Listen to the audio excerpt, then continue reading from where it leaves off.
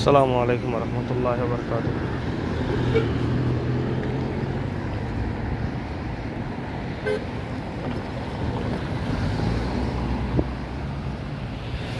আপনি মধ্যবিত্ত ঘরে জন্ম না হলে বুঝতে পারবেন না মধ্যবিত্ত মানে কি।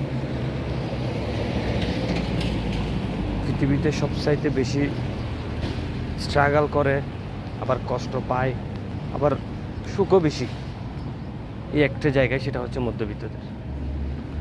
এদের চাহিদা বেশি না, আবার এদের চাহিদা কমও না, সেজন্য হয় মধ্যবিত্ত, মিডল ক্লাস।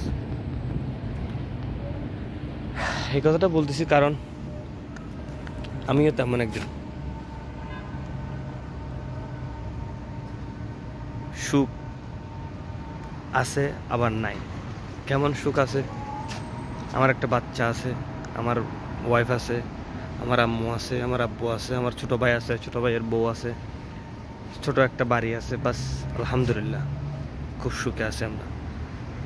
অভাব নাই, আবার অনেক কিছুর অভাব যেগুলোর দরকারও নাই, ওইগুলো ছাড়া অনেক সুখে আছে। তো সবচাইতে বড় কথাটা হচ্ছে মানে কষ্টের জায়গাটা বলতেছি আর কি।